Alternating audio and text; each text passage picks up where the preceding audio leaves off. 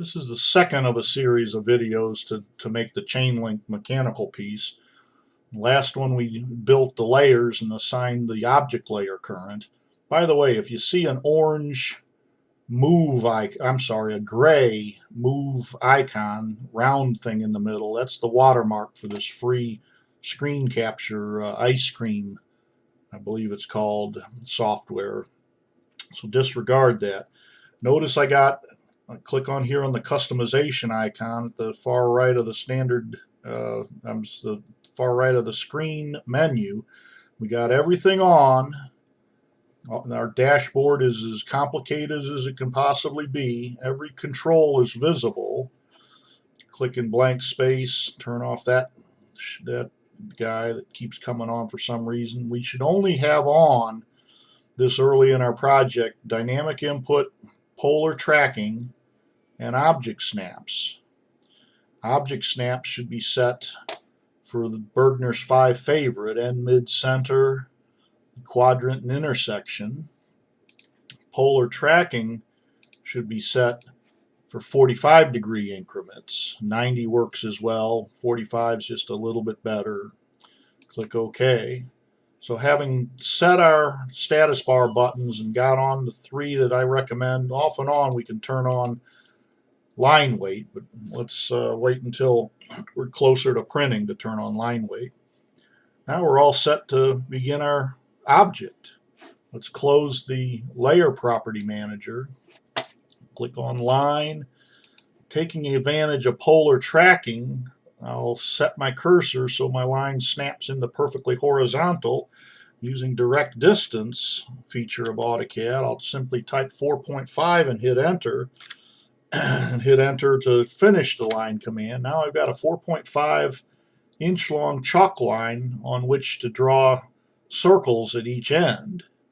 Most of the circles are done with the circle center diameter icon on the circle flyout menu. One is an exception. Let's make that one exception first.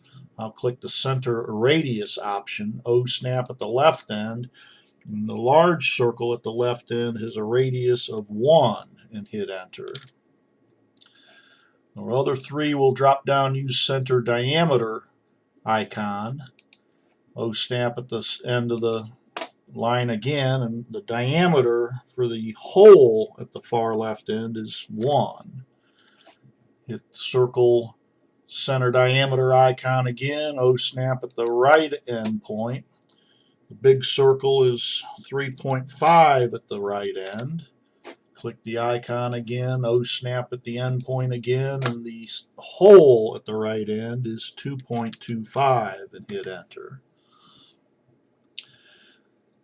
We no longer need this guideline, but let's just let it ride for a while. Now this is a problem students have trouble with. They're tempted to go snapping from quadrant to quadrant. But that's not the way the drawing is called to be made. We want it to go smoothly from circle to circle as if it's a fan belt or a piece of thread around 2 spools. So we want to use a tangent object snap override for all 4 of the endpoints of these 2 diagonal lines. Let's launch the line command.